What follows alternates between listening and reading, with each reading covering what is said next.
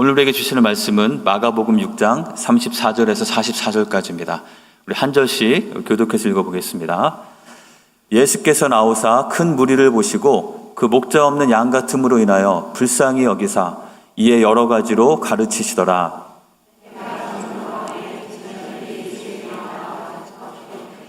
이곳은 빈들이요 날도 저물어 가니 무리를 보내어 두루 촌과 마을로 가서 무엇을 사 먹게 하옵소서. 대답하여 이르시되 너희가 먹을 것을 주라 하시니 여짜오되 우리가 가서 200데나리온의 떡을 사다 먹이리이까. 이르시되 너희에게 떡 몇 개나 있는지 가서 보라 하시니 알아보고 이르되 떡 5개와 물고기 2마리가 있더이다 하거늘. 제자들에게 명하사 그 모든 사람으로 때를 지어 푸른 잔디 위에 앉게 하시니 때로 100명씩 또는 50명씩 앉은지라. 예수께서 떡 5개와 물고기 2마리를 가지사 하늘을 우러러 축사하시고 떡을 떼어 제자들에게 주어 사람들에게 나누어 주게 하시고 또 물고기 2마리도 모든 사람에게 나누시매 다 배불리 먹고 남은 떡 조각과 물고기를 12바구니에 차게 거두었으며 같이 읽겠습니다. 떡을 먹은 남자는 5,000명이었더라. 아멘. 저희가 목장사역을 소그룹 모임을 시작하기에 앞서서 목장사역과 관련된 말씀들이 어떤 것들이 있는지 찾아서 묵상하며 나누고 있습니다. 오늘은 방금 읽으신 우리가 잘 알고 있는 오병이어의 그 기적에 대한 사건을 그 현장을 같이 한번 가서 살펴보면서 이 모습 가운데 또 우리에게 주시는 교훈이 무엇인지 같이 살펴보려고 합니다. 여러분, 오병이어 무슨 뜻인지 잘 아시죠? 이거는 교회 다니지 않는 분들도 심지어 많이 쓰여서 마치 사자성어처럼 굳어진 그런 말입니다. 오병은 무엇입니까?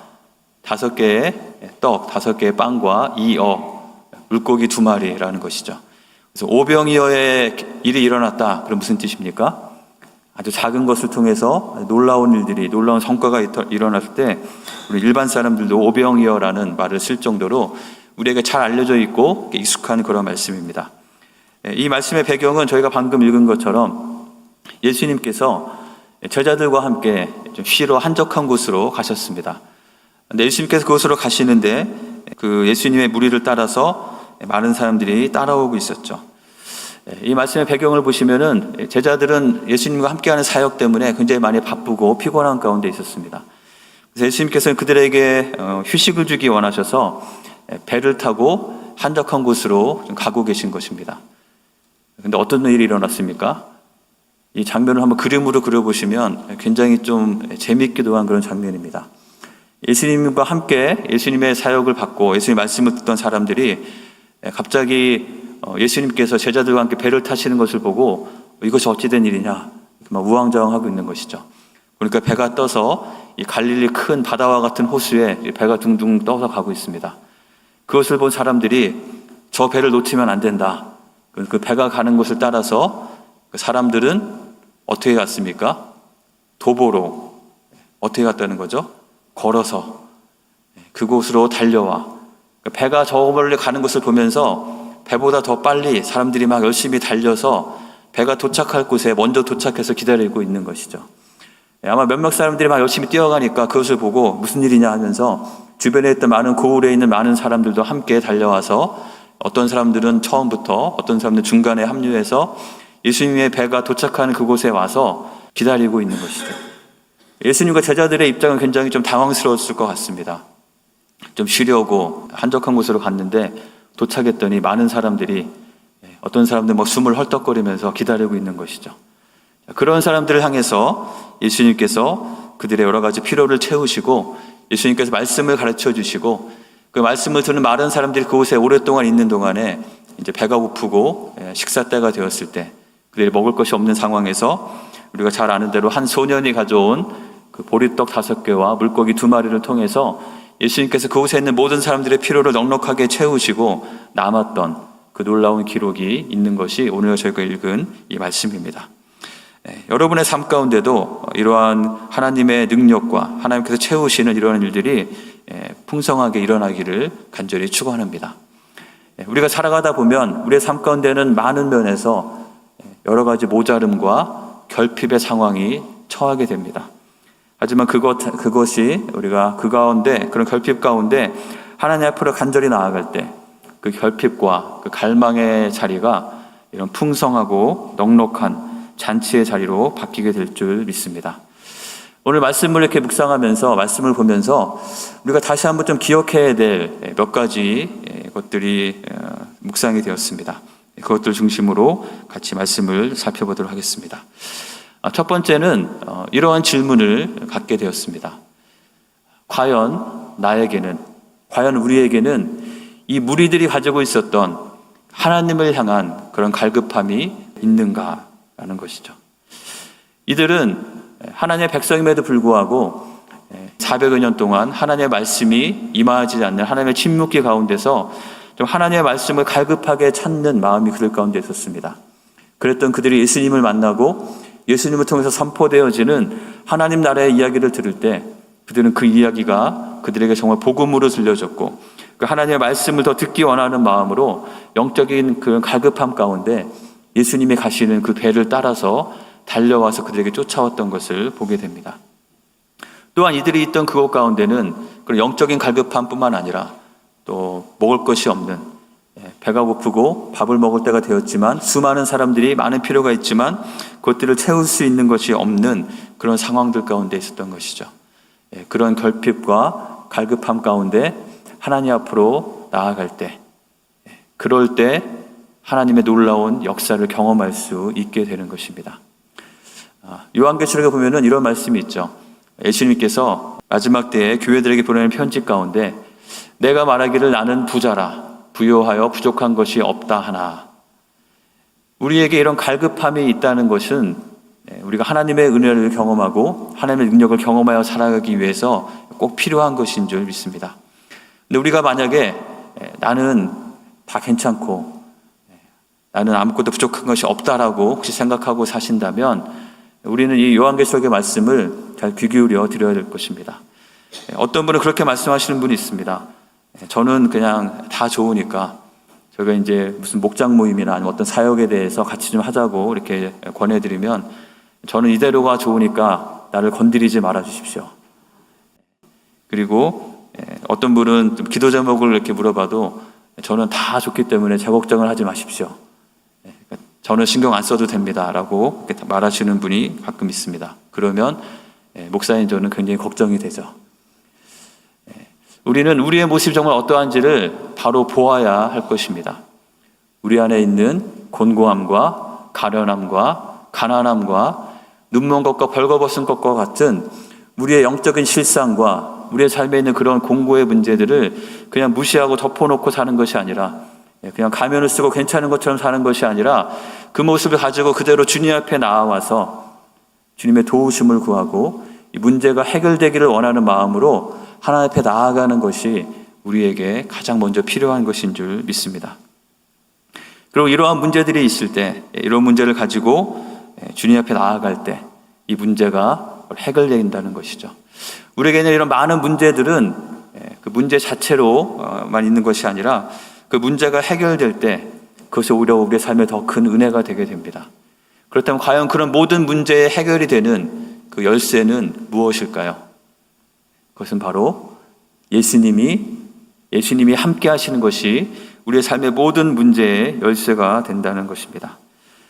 이들의 영적인 갈급함도 그들이 예수님을 만났을 때 예수님의 음성을 듣고 예수님께서 행하시는 그 능력을 바라보면서 그들은 그 영적인 갈급함이 해결되어지고 하나님 나라가 그들의 마음 가운데 임하여지고 하나님 나라를 살아가는 일들이 그들 가운데 생겼던 것입니다. 그리고 함께 하시는 그 예수님은 우리를 사랑하시는 분이시고 또 우리에게 놀라운 능력을 베푸시는 그런 하나님이신 것입니다. 그 예수님이 함께 하시는 삶을 살아갈 때 하나님께서 우리에게 열어주시는 하나님 나라의 새로운 차원의 삶을 살아갈 수 있게 되는 것이죠. 나의 한계와 나의 인생의 여러 문제들 앞에서 그저 넘어져서 주저앉아 좌절하지 않고 다시 일어서서 하나님께서 우리에게 주시는 그런 삶을 살아갈 수 있는 그 비결은 바로 우리가 다른 것이 아니라 예수님께 달려나가는 것 가운데 있습니다. 왜냐하면 그 예수님은 우리를 사랑하시는 분이기 때문이죠. 그 예수님께서는 우리를 모든 것을 만드신 창조주 하나님이신데 하나님께서 피조물인 인간을 위해서 이 땅에 오셔서 우리를 위해서 죽기까지 하신 분이십니다. 오늘 우리 성가대 우리 찬양을 부른 것처럼 우리 삶 가운데 때로 일어나는 여러 가지 파도와 어떨 때는 감당할 수 없을 만큼 크게 일어나는 그 광풍과 같은 그 상황에도 예수님께서는 찾아오셔서 그 모든 바람을 잔잔케 하시고 우리를 소원의 항구로 인도하시는 분이 바로 주님이시기 때문이죠. 그 주님께서 함께 하신다면 우리의 연약함과 우리 삶의 모든 문제들은 크게 정말 문제가 되지 않습니다. 정말 문제는 우리의 삶에 예수님이 없는 것이 문제인 것이죠. 예수님께서 함께 하신다면 그 모든 문제들은 오히려 더 큰 역전의 현장이 되어서 더 극적인 축제의 잔치로 바뀌게 되는 것을 보게 됩니다. 우리 사랑하는 성도님들 한 분 한 분도 여러분의 삶 가운데 예수님을 더 가까이 초대하시기 바랍니다. 주님께서 우리 안에 계시지만 우리 함께 계시는 그 하나님을 내가 생각하지 않고 하나님을 무시하고 하나님을 인정하지 않고 하나님을 의식하지 않고 그 예수님을 의식하지 않고 살아간다면 그 주님과 함께하는 그 동행하는 삶의 유익을 누릴 수 없는 것이죠. 그래서 우리의 매일매일의 삶 가운데 예수님을 기억하시고 예수님을 붙잡고 예수님을 초대하는 삶을 살아가시는 한 분 한 분 되시기를 간절히 축원합니다. 근데 그 예수님을 함께 초대하고 함께 살기 위한 그런 중요한 비결이 있습니다. 바로 예수님이 함께 하셨을 때는 모든 문제가 해결되게 되는데요. 예수님과 함께하는 삶의 중요한 비결은 무엇이냐면 예수님께서 약속하신 그 약속 가운데 나와 있습니다. 예수님이 어느 때에 우리와 함께 하신다고 약속하셨는지 그 약속을 잘 붙들어야 하는 것이죠. 잘 아시는 대로 마태복음 18장 20절에는 이런 말씀이 있습니다. 우리 마지막 20절 같이 읽어볼까요? 두세 사람이 내 이름으로 모인 곳에는 나도 그들 중에 있느니라. 예수님은 특별히 우리가 두세 사람이 주님의 이름으로 모일 때 그곳에 함께 하신다고 약속하셨습니다. 두세 사람이 그냥 모인다고만 되는 것이 아니라 주님의 이름으로 모인 그곳에 함께 하신다는 것이죠. 그리고 그들이 모인다는 것은 이 말씀이 주어진 맥락을 보면 그것은 바로 기도에 대한 것임을 알게 됩니다. 18절에 보시면 너희가 땅에서 무엇이든지 매면 하늘에서도 매일 것이고 땅에서 풀면 하늘에서도 풀리겠다라는 그런 약속을 주셨습니다. 놀라운 일이지 않습니까? 우리가 이곳에서 하나님 나라의 하늘의 보좌에 열쇠를 가지고 풀 수도 있고 매일 수도 있다는 것이죠. 그것이 무엇을 통해서 이루어진다고 말씀하십니까? 우리의 기도를 통해서. 19절에 보시면 진실로 다시 너에게 이르노니 이건 진짜 중요한 것이다 강조하는 것입니다. 너희 중에 두 사람이 땅에서 합심하여 무엇이든지 구하면 우리가 함께 모여서 함께 마음을 합해서 하나님의 뜻에 따라서 구할 때 하늘에 계신 내 아버지께서 그것을 위하여 이루게 하시리라. 우리가 앞으로 목장 모임을 하려고 하는데요. 그 목장 모임에서 가장 중요한 것은 어떤 형식을 따르고 어떤 멋진 음식을 먹고 이런 것이 아니라 가장 중요한 것은 우리가 주님의 이름으로 함께 모이는 것입니다. 그래서 주님의 이름으로 하나님의 말씀을 듣고 주님의 이름으로 하나님을 부르며 하나님 앞에 우리의 필요를 간구하며 함께 합심하여 기도하는 것이죠. 그럴 때 하나님께서 우리의 그 함께함을 통해서 그 가운데 함께 임하시고 주님의 능력을 나타내셔서 우리의 그 기도에 응답하시며 하나님의 뜻 가운데로 인도하시는 귀한 역사들이 경험되는 그런 장이 될 줄 믿습니다.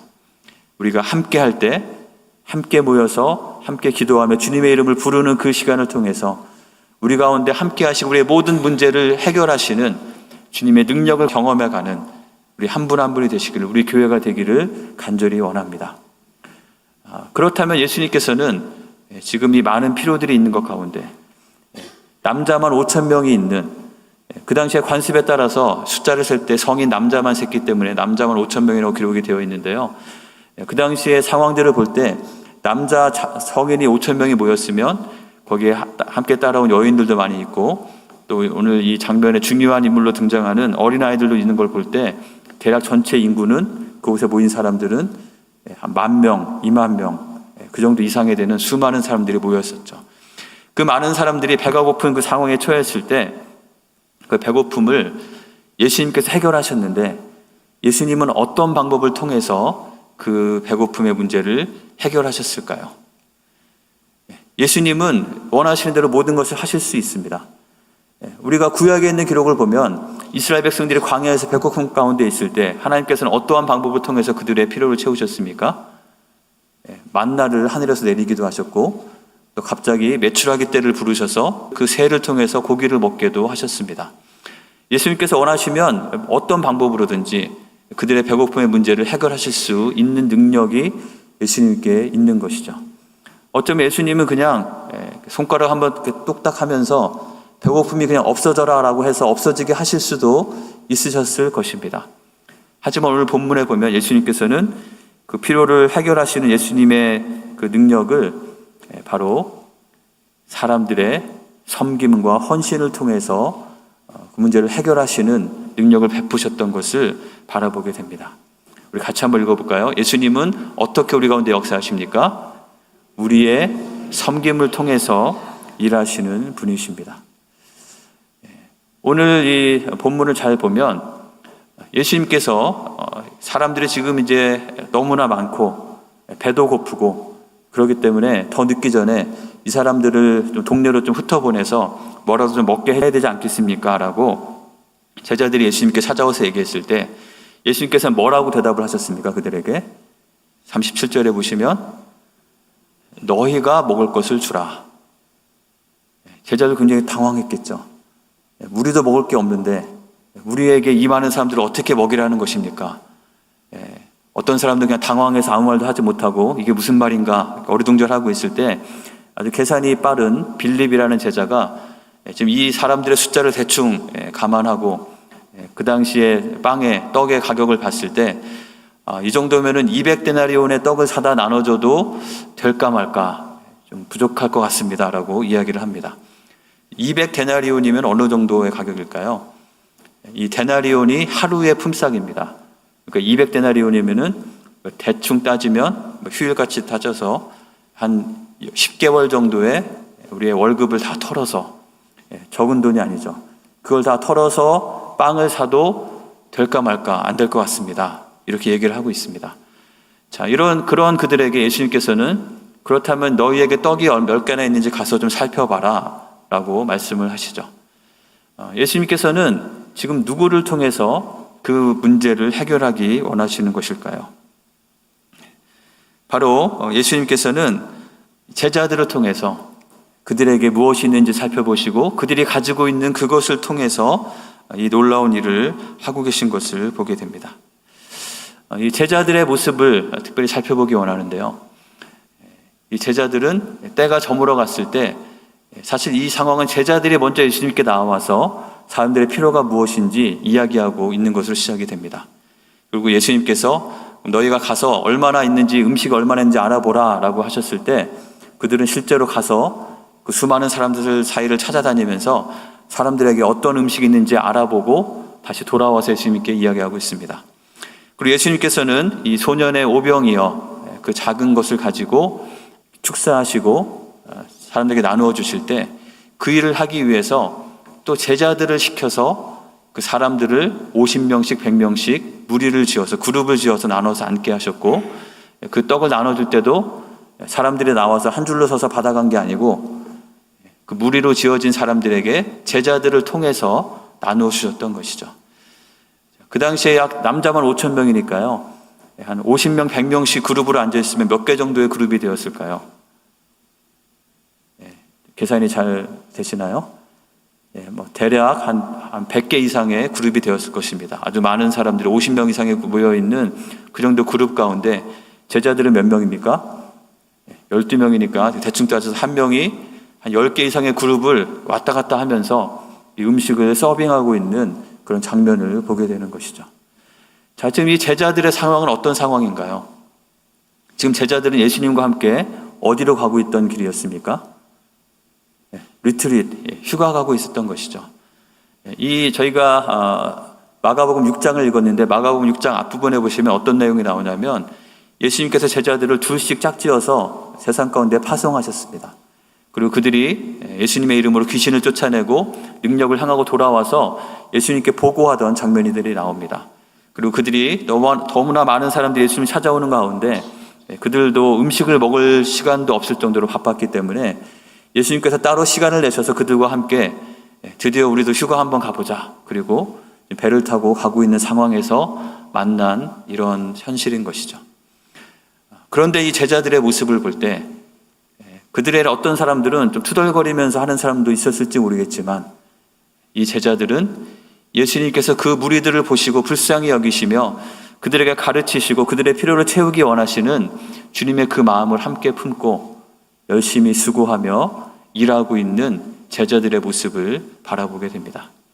바로 우리 제자들의 그 수고와 그 피곤함을 무릅쓰고 다시 한번 나가서 섬기고 예수님의 말씀을 따라서 이리저리 왔다 갔다 하면서 음식을 찾고 또 음식을 나눠주는 그 헌신을 통해서 예수님께서는 이 놀라운 일을 행하셨다는 것을 우리가 바라보게 되는 것이죠.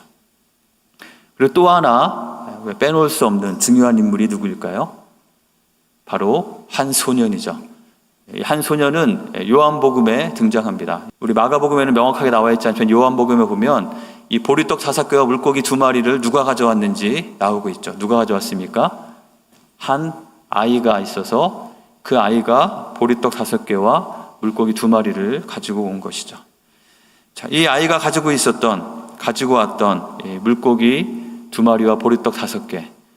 이것은 예수님께 드릴 만한 잘 차려진 음식은 아니었을 것입니다. 지금 뭐가 잘 준비해서 가지고 오는, 잘 준비해서 대접할 수 있는 그런 상황이 아닌 것이죠. 예수님께서 가신다는 소식을 듣고 많은 사람들이 따라서 갈 때 그 무리를 따라가던 그 소년에게 아마도 소년의 엄마가 급하게 싸준 도시락일 것입니다. 어찌 보면 너무나 평범하고 일상적인 일상의 음식을 주님께 드린 것이죠. 근데 주님께서는 바로 그것을 통해서 5,000명의 필요를 채우시는 놀라운 일을 하시게 된 것입니다. 이 어린 소년의 이런 작은 도시락, 작지만 순전한 마음으로 드리는 그 헌신을 주님께서 사용하셨고 그것을 통해서 주님을 사랑함으로 드리는 그 도시락을 통해서 하나님의 놀라운 일을 이루신 것입니다. 근데 제가 이 말씀을 이렇게 보면서 그런 생각을 해봤습니다. 거기에 지금 사람이 남자만 5,000명이라는 엄청나게 많은 사람들이 모였잖아요. 물론 그 사람들은 이렇게 뭐 준비된 것이 아니고 미리 광고돼서 모인 것이 아니고 갑자기 모여든 사람이긴 합니다. 근데 그들 가운데 정말 음식이 이 보리떡 5개와 물고기 2마리 밖에 없었을까? 어떻게 생각하십니까? 정말 그 사람들 가운데 탈탈 털어서 정말 그거밖에 없었을까요?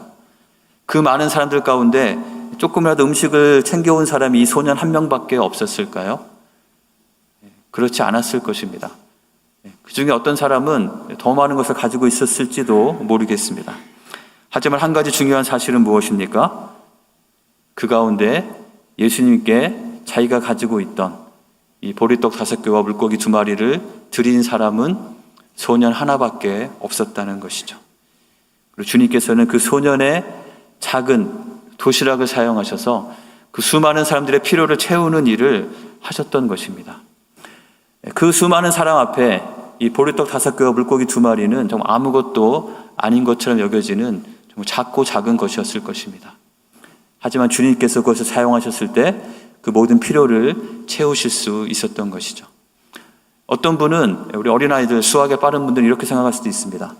만약에 이 아이가 보리떡을 하나를 먹고 4개만 드렸으면 5,000명 중에 4,000명만 먹고 1,000명은 못 먹지 않았을까? 지금 그런 산수가 적용되는 상황이 아닌 것이죠. 하나님 나라의 일은 그러한 우리의 일상적인 일반적인 상식에 해당되는 산수가 적용되는 상황이 아닙니다. 우리가 깨끗한 마음으로 주님을 사랑하는 마음으로 우리의 작은 것을 하지만 주님께 사랑하고 주님께서 찾으시는 그 음식을 주님께 순수한 마음으로 드릴 때 주님께서는 그것을 통하여서 하나님의 놀라운 일을 행하시는 것입니다. 자, 그렇다면 그런 질문을 하게 되죠. 왜 예수님께서는 많고 많은 방법 중에 이러한 방법을 통해서 이렇게 하셨을까? 이 작은 소년의 그 아주 작은 음식을 통하셔서 그리고 제자들의 직접 하는 그 수고를 통해서 이 사람들의 필요를 채우게 하셨을까? 이 모든 일이 일어났을 때 그 현장에 있던 많은 사람들 중에서 이 제자들과 이 소년의 심정이 어땠을까 상상해 보았습니다. 여러분이 만약에 그 소년이었다면, 여러분이 이 제자들 중에 하나로서 열심히 음식을 갖다 나누면서 계속해서 음식이 풍성하게 나타나서 사람들의 필요가 채워지는 것을 보는 그런 제자 중에 하나였다면 여러분의 마음은 어떠하셨을까요? 그냥 이렇게 싱숭생숭 별거 아니네 이랬을까요? 그렇지 않았을 것입니다. 이 놀라운 기적 앞에 여러분의 마음은 주체할 수 없는 큰 기쁨과 감격과 감동이 여러분의 삶에 가득했을 것이라고 생각이 됩니다. 그것은 어떠한 고급 음식을 먹는다 할지라도 느낄 수 없는 참된 풍성함과 참된 채워짐의 그런 경험이었을 것입니다. 주님께서는 우리가 단순히 편안하게 그저 편리함 가운데 안락함 가운데 살기를 원하시는 것이 아니라 때로는 우리의 삶에 고생이 있고 어려움이 있고 고난이 있다 할지라도 우리는 주님과 함께 하면서 주님을 위해서 헌신하며 나아갈 때 주님께서 주시는 참된 평안과 참된 기쁨 가운데 살기를 원하시는 것이 주님의 뜻인 줄 믿습니다. 제가 전에 어떤 영화인가요? 어떤 얘기를 들은 적이 있는데요. 한국의 선교사들이 우리 조선 말에 처음으로 야구를 소개했던 그런 장면이 있었습니다. 한국 선교사들이 와서 이제 그 당시에 이제 고관들이니까 양반들이겠죠. 양반들을 모아놓고 야구 경기를 시범으로 보여주면서 이러한 재미있는 경기가 있다 이렇게 보여줬습니다. 그랬더니 그 야구하는 모습을 바라본 양반들의 반응이 무엇이었는지 아십니까? 왜 종들 시키지 힘들게 땀 흘리면서 저런 일을 하느냐라는 것이 그들의 반응이었다고 합니다. 주님께서 우리에게 원하시는 삶은 그 양반처럼 에헴 하면서 뒷자리에 앉아서 그러니까 구경만 하는 삶이 아니라 직접 필드에 나가서 공을 던지고 공을 치고 달리고 하는 그런 삶의 현장 가운데서 하나님과 함께하면서 그 가운데 주님께서 주시는 함께하시는 삶의 생동감을 누리며 살기 원하시는 것이죠. 그렇기 때문에 주님께서는 굳이 제자들에게 너희가 음식을 주어라, 너희가 먹을 것을 주어라 라고 하시고 그 소년의 작은 음식을 사용하셔서 그것을 통해서 이런 일들을 행하시면서 주님과 함께하는 삶의 그 기쁨을 누리게 하신 것이라고 믿습니다. 그 주님께서는 지금도 동일하게 우리를 통해서 하나님의 일을 하기 원하시고 그것을 위해서 우리에게 너희가 먹을 것을 주어라, 너희가 가진 것을 가져오너라 라고 말씀하시고 그것을 통해서 하나님의 능력을 지금도 베푸신다고 믿습니다. 저희가 목장 사역을 준비하고 있는데요. 이 소그룹 모임, 이 목장 사역을 통해서도 하나님께서는 동일하게 그렇게 말씀하실 것이라고 믿습니다. 너희가 가진 것, 너희의 수고, 너희의 작은 수고와 헌신을 통해서 내가 그 가운데 놀라운 일들을 이루고 사람들의 많은 필요가 채워지는 그 일을 하기 원한다. 너희가 먹을 것을 주라 라고 말씀하실 것입니다. 제가 한 가지 더 떠오른 성경의 장면은 하나님께서 모세를 부르시는 장면입니다. 잘 아시는 대로 하나님께서는 모세를 통해서 애굽에서 종살이하던 노예 생활하던 이스라엘 백성들을 끄집어내셔서 그들 약속의 땅으로 들어가게 하셨습니다. 하나님께서 처음 모세를 부르시고 모세에게 하나님의 그 놀라운 계획을 말했을 때 모세의 반응은 이러했습니다. 다 좋은데 문제가 있습니다. 그 문제가 무엇입니까? 저는 본래 말을 잘 하지 못합니다. 그리고 주께서 주의 종에게 명령하신 후에도 역시 그러합니다. 제가 이 장면을 연극으로 표현한 걸 본 적이 있는데요. 거기에서 보니까 이 대화 가운데 모세를 말더듬이로 표현을 했더라고요. 하나님께 대답하면서도 말을 이렇게 문장을 잘 끝내지 못하는 거죠. 말을 더듬더듬거리면서 하는 그 모습을 볼 때 하나님의 그 놀라운 계획은 좋지만 저는 아닌 것 같습니다. 이렇게 말도 제대로 못하는데 제가 어떻게 이 종살이하던 사람들을 이끌어내서 애굽이 아닌 저 가나안 땅을 가는 일을 할 수 있겠습니까? 하나님께서 뭔가 나에게 말씀을 하셨으면 그럼 뭔가 좀 신비한 능력이 나타나서 이제는 갑자기 말을 잘할 수 있게 되어야 될 텐데 지금 들으시는 대로 저는 여전히 말을 더듬고 있는 입이 뻣뻣하고 혀가 둔한 자입니다. 보낼 만한 사람을 보내십시오 라고 그가 반응했던 것이죠. 그것에 대해서 하나님께서 뭐라고 말씀하십니까? 계속해서 거절하는 그 모세를 향해서 노하시면서 하나님의 계획을 말씀하십니다. 하나님의 계획은 무엇인가요? 바로 아론을 준비하신 것이죠. 말을 잘하는 그 아론을 너와 함께 만나게 해서 너희 둘이 함께 팀워크함으로 일을 감당하게 할 것이다. 이미 아론이 준비되었고 아론은 너를 만나러 나오고 너를 만날 때 기쁨으로 만날 것이다 라고 말씀하고 계신 것이죠. 모세는 자기 자신의 모습만 바라보면서 하나님의 부르심과 그 놀라운 계획을 보고서도 여전히 망설이고 쭈뼛쭈뼛하고 있었지만 하나님께서는 그를 부르셨을 때 그의 연약함까지도 사용하시고 또 이런 아론을 통해서 하나님께서 모세에게 말씀하시면 모세가 아론에게 말하고 아론이 사람들에게 말하고 백성들에게 말하는 그런 방식을 통해서 그들의 함께함을 통해서 하나님의 일들을 이루어 가실 하나님의 그 놀라운 계획이 그들 가운데 있었던 것이죠. 주님께서는 지금도 하나님의 새로운 역사를 하기 원하셔서 우리를 이 모세와 같이 또 아론과 같이 우리를 부르신다고 믿습니다. 주님의 그 부르심 앞에 하나님께서 나를 초대하시고 하나님께서 하나님의 일을 이루기 원하셔서 너희가 이렇게 하기 원한다고 말씀하시는 그 주님의 음성 앞에 우리가 모세와 같이 또 아론과 같이 순종해가는 순종으로 반응하는 우리가 되기를 간절히 원합니다.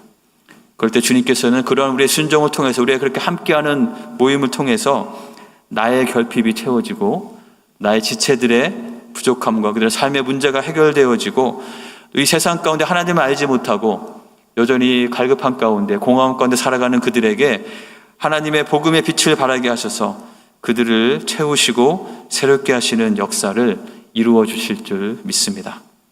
믿음으로 용기를 내어서 우리를 부르심에 감사함으로 또 주님을 사랑함으로 순종으로 반응하는 것을 통해서 우리의 작은 것을 함께 나눌 때 그 우리의 작은 깨끗한 마음으로 나누는 것을 사용하셔서 넉넉하게 채우고도 남기시는 하나님의 그 능력이 여러분 한 분 한 분의 삶 가운데 그리고 함께하는 우리 교회 가운데 생생하게 살아서 역사하는 그 은혜가 있기를 주님의 이름으로 간절히 축원합니다.